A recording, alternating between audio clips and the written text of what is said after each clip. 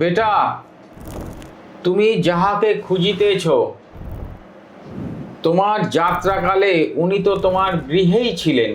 সুরেশ্বরবাবু অসহায় এখানে, তার জন্য ঠাকুর সেই ডাক্তারকে কাকতি মিনতি করছেন। কে হাত দিল? ভিড়ের মধ্যে তাকিয়ে দেখি স্বয়ং ঠাকুর একটা পুটলির মধ্যে, পুটলি এরকম ওনার হাতে দিয়ে বলছেন, এইটা ধরেন, এইটার মধ্যে কিছু পয়সা আছে, যে আপনার যখন ক্ষুধা পাইব তখন এইখান থেকে কিছু কিনা খাইবেন। ভক্ত কোথায়, ঠাকুর কোথায়, কিন্তু উনি সব ভক্তের সমস্ত খবর রাখেন। গীতার 11 অধ্যায় ঝরঝর করে পাঠ করে চলেছেন পণ্ডিত। হ্যাঁ, পণ্ডিত 11 অধ্যায় পাঠ করে চলেছেন এবং মুহুর্মুহু কাঁপছেন। নমস্কার, বাস ভাইবে আপনাদের স্বাগত। আপনাদের সাথে আমি রতন। শ্রী শ্রী ঠাকুরের লীলা কাহিনী নিয়ে আজকে আরও একবার আমাদের সাথে রয়েছেন শ্রী রামনারায়ণ বাবু।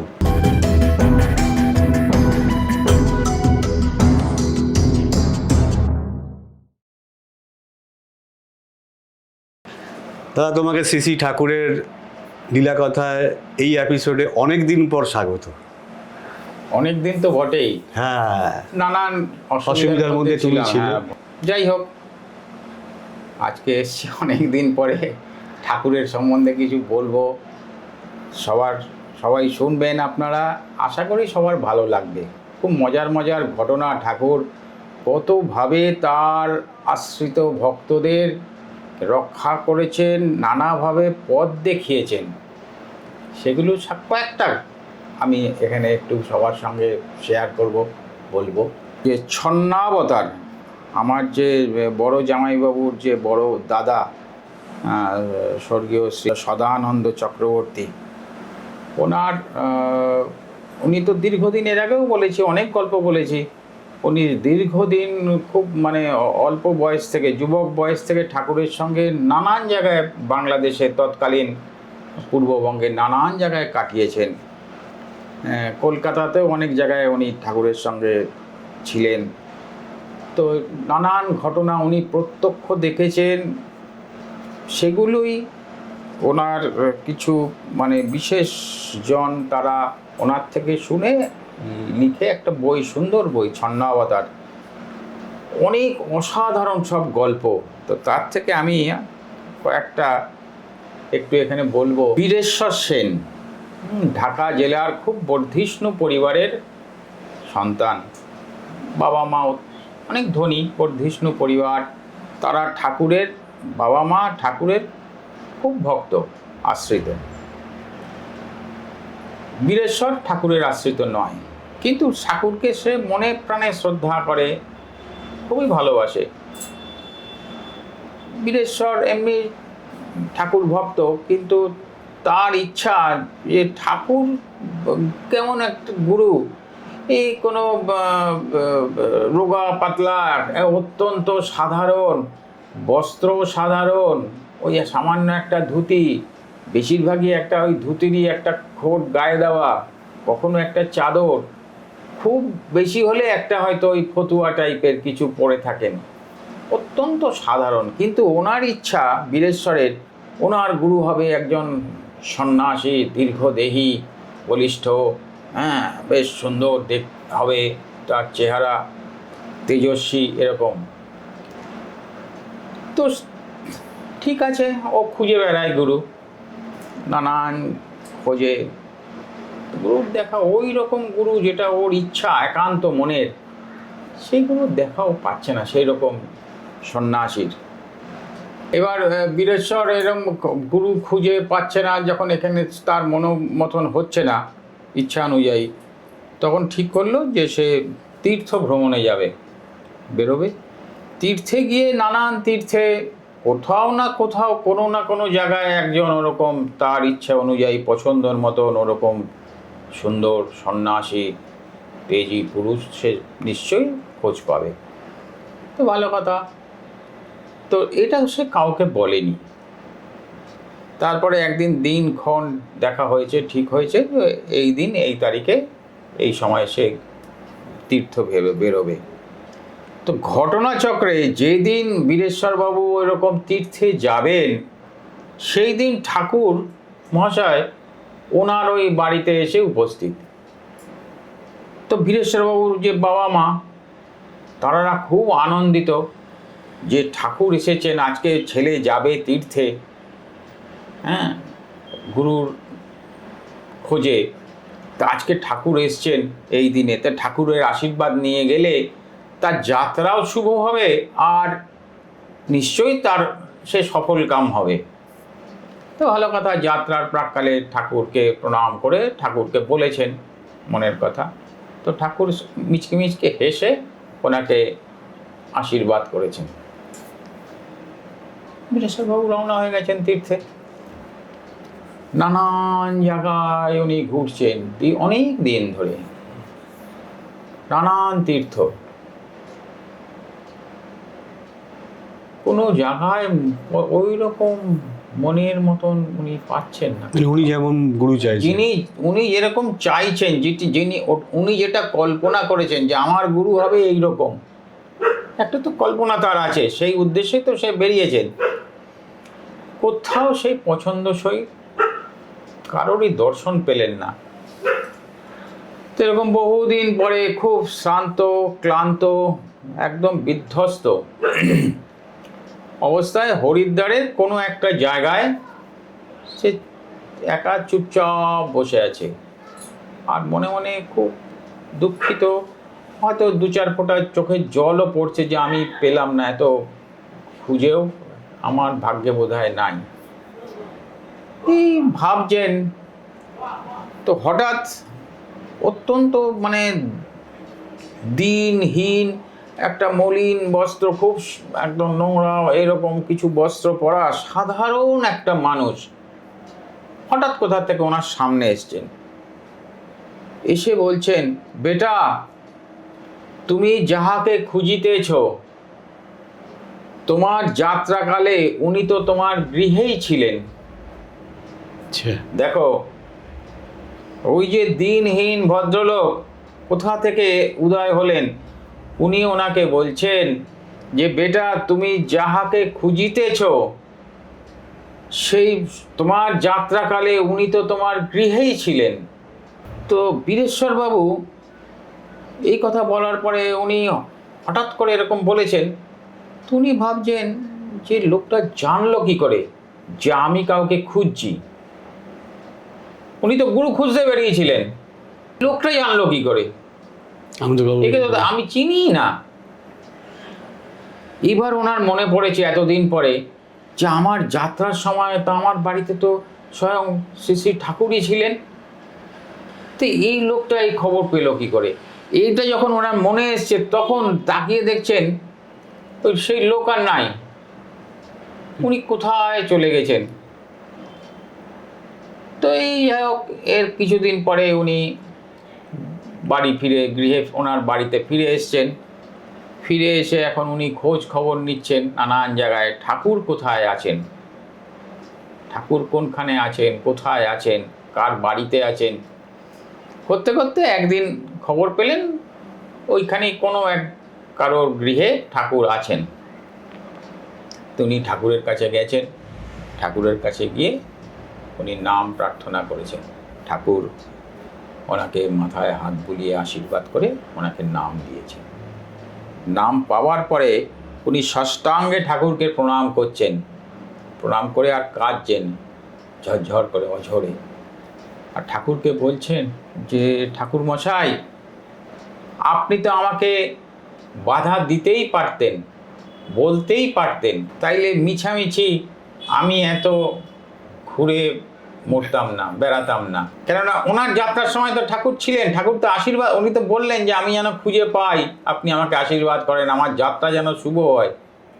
তো সেইটাই বললো যে আপনি তো আমাকে নিষেধ করতেই পারতেন। ঠাকুর এইটা শুনে একবার একটু মিচকি হেসে বলল, গুরু খোঁজা ভালো। আর কোনো কথা বললেন না। তো দেখো কিরকম ঘটনা ও গুরু খুঁজতে বেরিয়েছে। ওর বাড়িতে, ওনার বাড়িতে ঠাকুরমশাই আসেন মধ্যে মধ্যেই। ওনার বাবা মা ওনার আশ্রিত, তারা পরম ভক্ত। ও ভক্ত মানুষ, কিন্তু ওর বীরেশ্বর বাবুর ঠাকুরের ওরকম সাধারণ বেশভূষা হ্যাঁ থেকে হ্যাঁ একজন এরকম ঠিক গুরু গুরু লোকে ভাববে না। ওনার একটা এরকম ওনার হচ্ছে আমার তেজি পুরুষ হবে, অনেক বড় চেহারা, হ্যাঁ জটা থাকবে হয়তো, এরকম একটা সন্ন্যাসী মানুষ। তো দেখো কিরকম শিক্ষা।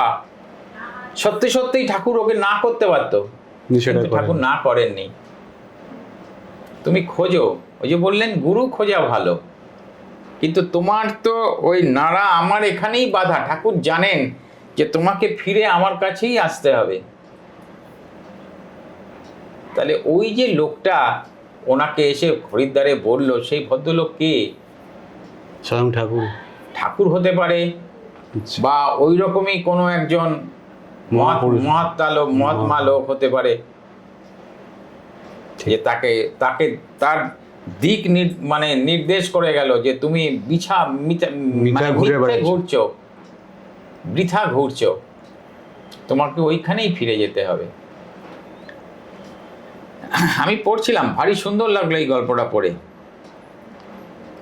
আরেকটা গল্প পড়লাম ওই ওনার এই ছন্নাবতার থেকেই, সুরেশ্বর সুর, খুব ধনী পরিবারের ছেলে, এবং ঘটনাচক্রের নোয়াখালী জেলার, এবং ঘটনাচক্রে এই সদানন্দবাবু তো ওইখানেই মানুষ হয়েছেন, নোয়াখালীতেই মামার বাড়িতে। তো ওইখানে ওনার বন্ধু, একসঙ্গে সহপাঠী। তো সুরেশ্বরবাবু ওই সময় স্বদেশীও করতেন। আচ্ছা, ওই সময় তো স্বদেশীর যুগ, স্বদেশীও করতেন, ব্রিটিশ পিরিয়ড। তো কোনো ঘটনাচক্রে কোনো পারিবারিক গোলযোগ বা কোনো মান অভিমানের ব্যাপারে উনি বাড়ি গৃহ ত্যাগ করেন। আচ্ছা, সুরেশ্বরবাবু ত্যাগ করে একা সহায় সম্বলহীন হয়ে, অসহায় হয়ে কলকাতায় এসে উপস্থিত হন। কলকাতায় কিছু চেনেন না, ওনাকেও কেউ চেনে না। তো খুব খুব খুব কষ্টে তার দিন কাটে। আচ্ছা, রাস্তার ওই যে কলের জল, কর্পোরেশনের যে জল, ওই জল খেয়ে তার ক্ষুধা মেটে। ক্ষুধা তৃষ্ণা তো আছে, ক্ষুধা তৃষ্ণা মেটায়। আর কখনো গাছের তলায়, কখনো গাড়ি বারান্দার নিচে রাত্রিবেলা শুয়ে থাকে। এইভাবে তার দিন যায়। এই রকম যেতে যেতে যেতে যেতে খুবই কষ্ট। তো ঠাকুর সুরেশ্বর বাবুর জন্য বেলেঘাটায় কোনো এক জনৈক ডাক্তারের বাড়িতে খুব তাকে অনুরোধ করে ডাক্তারকে রাজি করিয়ে ওনার সুরেশ্বর বাবুর থাকার বন্দোবস্ত করলেন। মানে কেমন ভক্তদের, কেমন ভক্তবৎসল ছিলেন। চিন্তা করো যে সুরেশ্বরবাবু অসহায় এখানে, তার জন্য ঠাকুর সেই ডাক্তারকে কাকতি মিনতি করছেন যে ওনারা একটু থাকতে দেন। থাকবেন কোথায়? আপনার বসার ঘরের যে টেবিল, ডাক্তার তো সে তো হয়তো টেবিলে রুগী টুগি দেখে, ওই রাত্রিবেলা ওই টেবিলে ও শুয়ে থাকবে, আর ওনাকে একটু ডাল আর ভাত খেতে দিলেই হবে। আচ্ছা, খুব কাকতি মিনতি অনুরোধ করে ডাক্তারকে রাজি করিয়েছে ঠাকুর। এখন সুরেশ্বরবাবু আত্মমর্যাদা খুব বেশি ছিল, ভালো পরিবারের ছেলে তো, সে হয়তো গরিব, সে হয়তো অসহায়, কিন্তু তার মান সম্মান মর্যাদা জ্ঞানটা ছিল খুব। যেহেতু ঠাকুর একটা ব্যবস্থা করে দিয়েছেন, তো সেই জন্য উনি কিছুদিন ওই ডাক্তারের ওই আশ্রয়ে ছিলেন। কিন্তু একটা ব্যাপার হচ্ছে যে কিছু ধরো ব্যবস্থা, সে থাকা খাওয়া যাই বলো, যার মর্যাদা আছে, মানে আত্মমর্যাদা আছে, তার পক্ষে সেটা বেশি দিন সহ্য করা সম্ভব নয়। তো উনি বেশি দিন ওখানে থাকতে পারেননি। আবার উনি ওনার মতন করেই আছেন। তো যাই হোক, এরপরে বেশ অনেক দিন হয়তো চলে গেছে। তো একদিন সদানন্দবাবু ডালহাউসির ফুটপাতে, সুরেশ্বরবাবু এরকম যে ফুটপাতে হকাররা বিক্রি করে নানান জিনিস, ফুটপাতে বোতাম বিক্রি করছেন। আচ্ছা। ছড়ানো বোতাম উনি বিক্রি করছেন। সদানন্দবাবু ওই রাস্তার ওই ফুটপাত দিয়ে যাচ্ছেন। অনেক দিন পরে হলেও সুরেশ্বরবাবুকে, ছোটবেলার বন্ধু তো, তার চিনতে ভুল হয়নি। সদানন্দবাবুর চিনতে ভুল হয়নি। আমরা সদাদা বলতাম, আর মাঝে মাঝেই সদাদা এসে যাচ্ছে। যাই হোক, আমার থেকে অনেক বড়, আমার বাবার থেকে, জ্যাঠামশাইয়ের থেকেও বয়সে উনি অনেক বেশি ছিলেন, অনেক বেশি বয়স ছিলেন, সিনিয়র ছিলেন। যাই হোক, তো এবার উনি ওই বন্ধুকে চিনতে পেরেছেন। চিনতে পেরে এবার ওনাকে বলছেন যে তোমার এই বোতামগুলো কত দাম? তো সুরেশ্বরবাবু তার মুখের দিকে তাকিয়েছেন। সদানন্দবাবু কোট প্যান্ট টাই পরা একদম সাহেব, তার দিকে তাকিয়ে, এনারও ওনাকে চিনতে কোনো ভুল হয়নি। উনিও চিনতে পেরেছেন। উনিও চিনতে পেরেছেন যে আমার ছোটবেলার বন্ধু সদা। তো যাই হোক, তাদের আবার অনেক দিন পরে ওই ডালহাউসি ফুটপাতে আবার নতুন করে আলাপ হলো। যাই হোক, হওয়ার পরে এবার সদানন্দবাবু ওনাকে বলছেন যে, তখন ওই বলছে, সুরেশ্বরবাবু বলছে, তুই এখন এখান থেকে চলে যা, এখন অফিস ছুটি হয়েছে, তোর ঠিকানাটা আমাকে দিয়ে যা, তুই এখন যা এখান থেকে। এখন অফিস ছুটির সময়, এখন আমার কেনা বেচার সময়, বেচা বিক্রির সময়। এখন আমার যাত্রীরা তো যাবে ওইখান দিয়ে, যারা অফিস প্যাসেঞ্জাররা যাবে, সব অফিস যাত্রীরা, তারা কিনবে আমার এখান থেকে। তো এখন তুই সময় নষ্ট করিস না আমার এখানে, তুই চলে যা। তখন সদাবাবু ওনাকে বলছেন যে, এটা কত দাম, আমি সব তোর আমাকে দিয়ে দে। বলছে, না, তুই বড় লোক, ধনী মানুষ, তোর এই বোতাম দিয়ে কি হবে, তুই বাড়ি যা, আমাকে ঠিকানাটা দিয়ে যা, আমি তোর বাড়িতে যাব, ঠাকুরের অনেক গল্প আছে, তোকে বলবো। তো যাই হোক, সদাবাবু চলে গেছেন। এরপরে ভবানীপুরে তখন সদাবাবু থাকেন।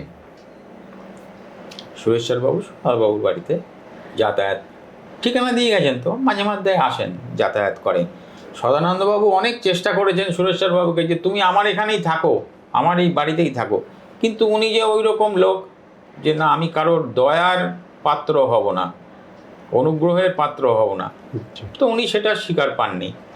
তো যাই হোক, একদিন এরকম বলছে, গল্প করতে করতে বলছে, জানিস সদা, একদিন আমি শিয়ালদার দিকে যাচ্ছিলাম। সুরেশ্বরবাবু বলছেন, আমি শিয়ালদার দিকে যাচ্ছিলাম, 2 দিন কিচ্ছু খাইনি, পেটে কিচ্ছু পড়েনি, খুব ক্লান্ত, অবসন্ন, আমি চলতে পারছি না, পা যেন টেনে টেনে নিয়ে যেতে হচ্ছে, মনে হচ্ছে পড়ে যাব, এইরকম অবস্থা আমার। আর খিদায় যেন মনে হচ্ছে নাড়ি ভুড়ি সব ছিঁড়ে যাচ্ছে। হঠাৎ মনে হলো যে আমার পিঠে কে যেন হাত দিল। আচ্ছা। কে হাত দিল? ভিড়ের মধ্যে তাকিয়ে দেখি স্বয়ং ঠাকুর দাঁড়িয়ে, একটা পুটলির মধ্যে, পুটলি এরকম ওনার হাতে দিয়ে বলছেন, এইটা ধরেন, এইটার মধ্যে কিছু পয়সা আছে, এটার মধ্যে কিছু পয়সা আছে, আপনার যখন ক্ষুধা পাইব তখন এইখান থেকে কিছু কিনা খাইবেন। ভক্ত কোথায়, ঠাকুর কোথায়, কিন্তু উনি সব ভক্তের সমস্ত খবর রাখেন। যে 2 দিন খায়নি আমার ভক্ত, সে ক্ষুধার্ত, তার চলার ক্ষমতা নেই, সে এত ক্লান্ত, এত অবসন্ন, তাকে দেখো কিভাবে দয়ার সাগর, সে কিভাবে এখানে এসে উপস্থিত, কোথা থেকে এলেন উনি। বা বলছে, জানিস বাস্তবিকই তখন আমার সত্যি মানে এমন অবস্থা যে কিছু পয়সা পেলে আমি একটু খেতে পারি, এবং ওই পয়সা দিয়ে আমি বহুদিন এরকম ক্ষুধার্ত, আমি আমার ক্ষুধা তৃষ্ণা আমি মিটিয়েছি। আচ্ছা। কি দয়াল, চিন্তা করো, ঠাকুর তার ভক্তদের কত রকমভাবে রক্ষা করে, সাহায্য না উনি রক্ষা করেছেন, নিজে উপস্থিত হয়ে রক্ষা করেছেন, অন্যের দ্বারা তাকে উদ্ধার করেছেন, কাউকে পাঠিয়েছেন তার ভক্তদের, উনি খুব বিপদে আপনারা গিয়ে তার সঙ্গে সাহায্য করেন। এরকম বহু ঘটনা আছে ঠাকুরের। উনি বলছেন তার বন্ধুকে আর ঝরঝর করে কাঁদছেন সেই ঘটনাগুলো, এই যে ঠাকুরের ঘটনাটা। আরেকটা ঘটনা সুরেশ্বর বাবুর, এরকমই কোনো একটা রাস্তায় ঠাকুর হঠাৎ সুরেশ্বর বাবুকে এই যে কৈবল্যনাথ, এই যে কৈবল্যনাথ বিগ্রহ, একটা ছোট কৈবল্যনাথের পট ছবি তাকে দিয়েছেন, দিয়ে তারপরে ওই রাস্তার পাশে দাঁড়িয়ে আছেন।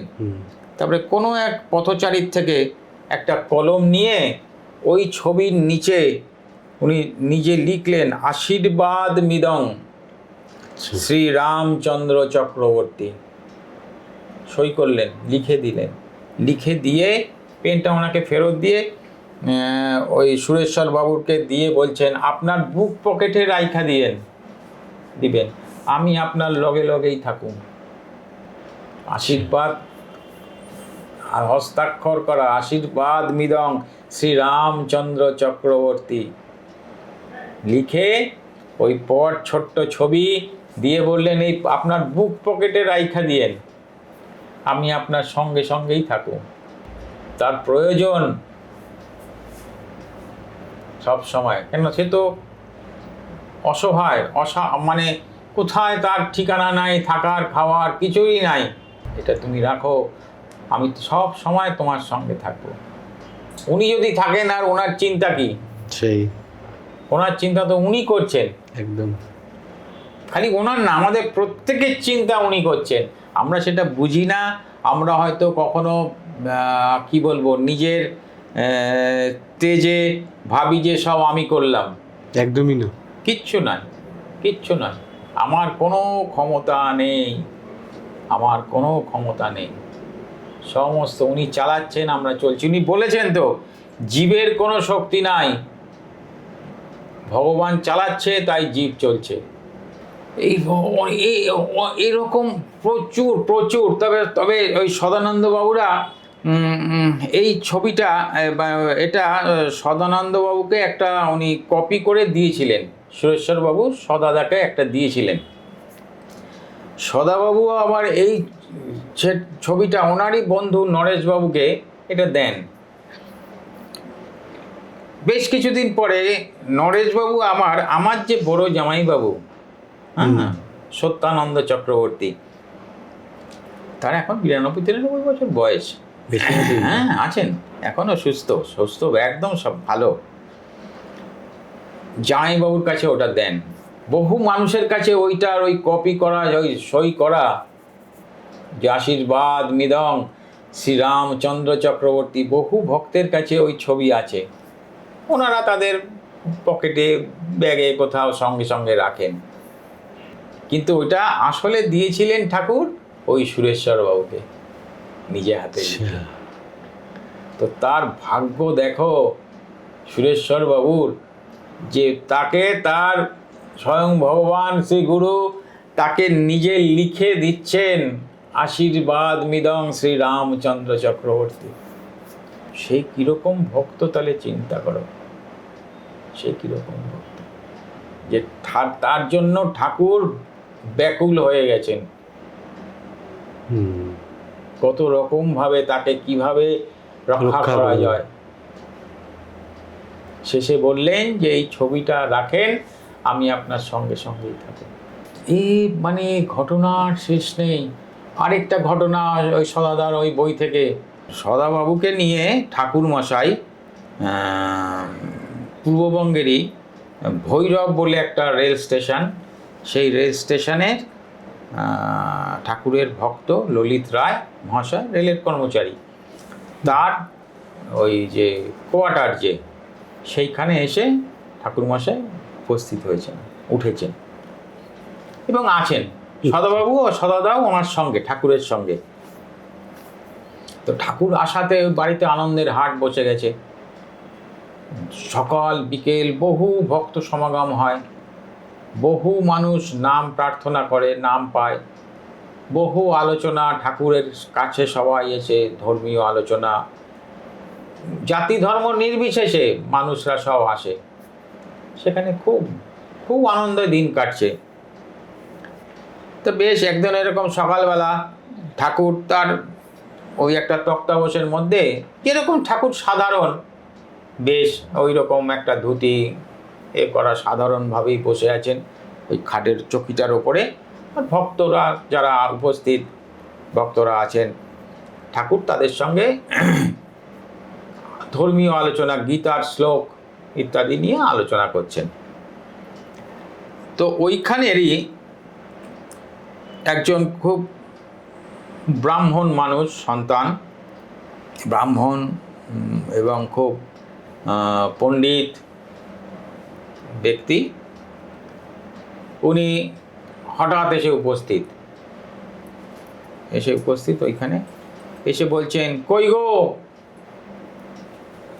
তোমাদের এই বাড়িতে রাম ঠাকুর এসছেন? ওই আমি একটু তারে দেখা যাই। মানে একটু কি বলবো, একটু তাচ্ছিল্যের, পণ্ডিত লোক, হ্যাঁ, আর উচ্চবর্ণের ব্রাহ্মণ, সে হ্যাঁ নিজেকে অনেক মনে করছেন, হ্যাঁ অনেক বড় মনে করছেন। যাই হোক, পাণ্ডিত্যে তার এতে। তো এই কথা ঠাকুর শোনার পরে ঠাকুর ওনার ওই জায়গা থেকে নেবে, যেখানে ভদ্রলোক যেই ঘরের দিয়ে আসছেন ওইখানে সামনে এসে দাঁড়িয়েছেন। দাঁড়িয়ে বলছেন,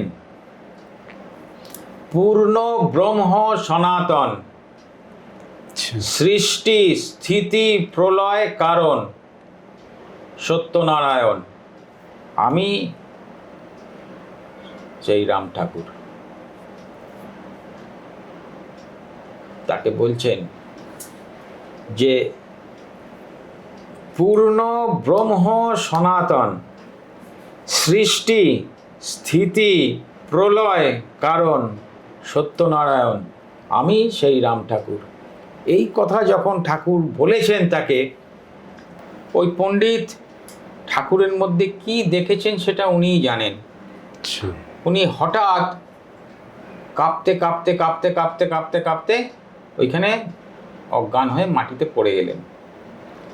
এখন যেই মুহূর্তে পড়ে গেছেন, অজ্ঞান হয়ে গেছেন, ওই ঘর থেকে যারা উপস্থিত সমস্ত আছেন তারা সব ব্যস্ত হয়ে পড়েছেন, তারা দৌড়ে এসছেন, এসে ওনাকে ধরাধরি করে ঠাকুর যেই ঘরে বসেছেন সেই ঘরে নিয়ে মেঝেতে শুয়ে, কেউ চোখে মুখে জল দিচ্ছে, কেউ মাথায় জল দিচ্ছে, কেউ হাত পা ধরে নাড়াচাড়া করছে।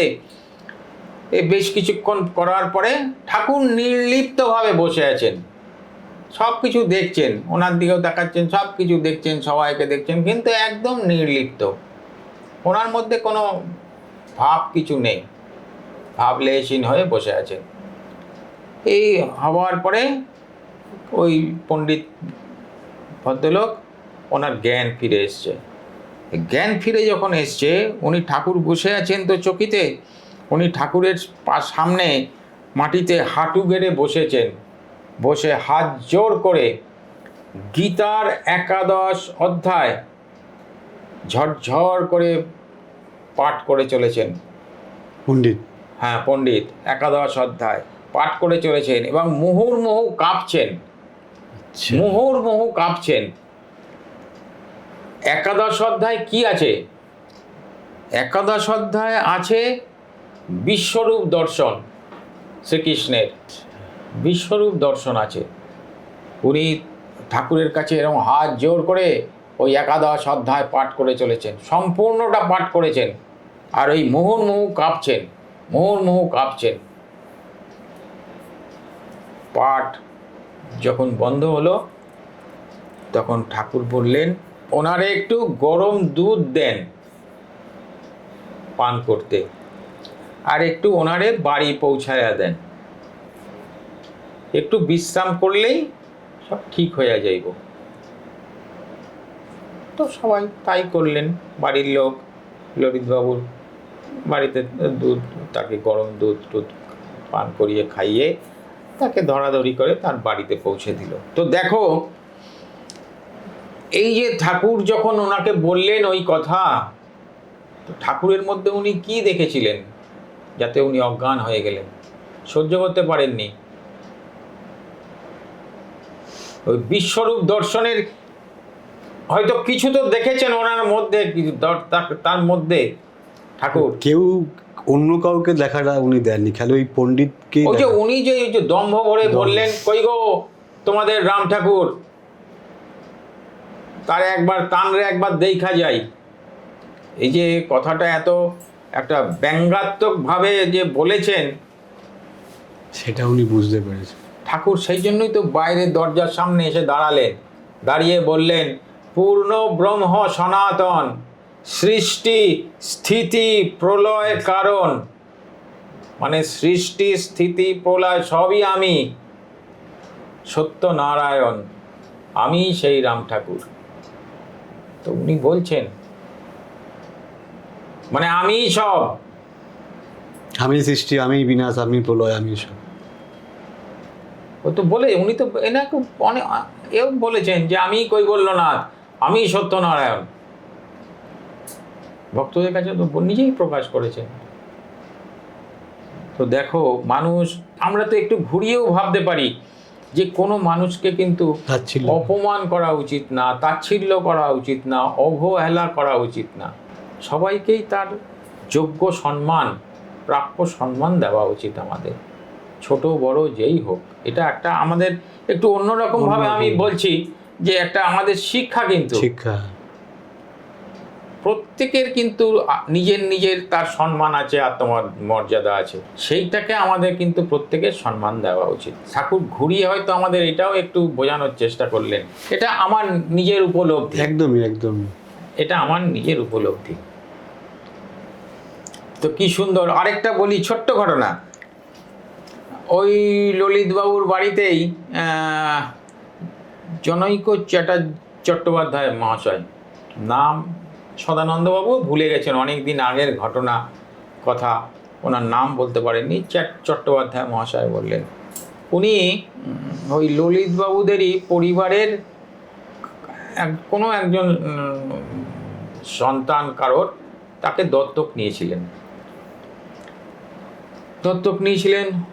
অবস্থাপন্ন মানুষ, তার কোনো অসুবিধা নাই, কষ্ট নাই তাকে দত্তক নেওয়ার পরেও, কিন্তু তার ওই প্রারব্ধ দণ্ডভোগ খুব প্রবল ছিল, যার জন্য ঠাকুরেরই আশ্রিত চট্টোপাধ্যায় বাবু, কিন্তু ঠাকুর তাকে নিয়ে সব সময় চিন্তা করতেন, ঠাকুর তার জন্য, কেন তার এত মানে প্রারব্ধ দণ্ড আছে, নানানভাবে সে সবসময় তার সেই দণ্ড ভোগ করেই চলেছে। ঠাকুরের গুরুদেব ঠাকুরকে বলছেন যে রাম, তোর ওই চ্যাটার্জি বাবুর দায়িত্ব আমি নিলাম, ওর চিন্তা তোমার আর করার দরকার নাই বলে কিছুদিন পরে একটা রুদ্রাক্ষের মালা ঠাকুরকে দিয়েছেন, দিয়ে বলেছেন এইটা নিয়া ওরে নাম করতে বলবা। ঠাকুর তাই করেছেন।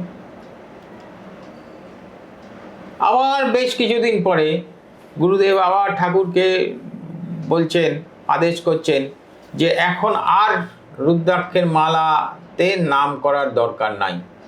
এবার ওই চ্যাটার্জি বাবুর কাছেই ওই রুদ্রাক্ষের মালাটা আছে, পরম গুরু, ঠাকুরের গুরু মানে আমাদের পরম গুরু।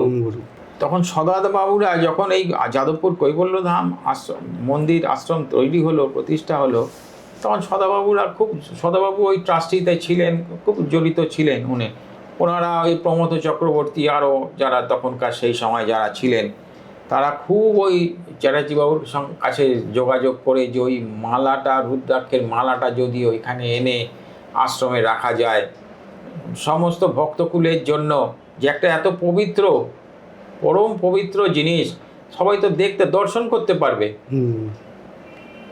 কিন্তু ওনার সঙ্গে যোগাযোগ করার পরে ওনারা জানতে পেরেছেন কে একজন অমিয় রায় বোধহয় তার নাম, তাকে ও নিজেকে দাদাজি বলে প্রচার করতেন।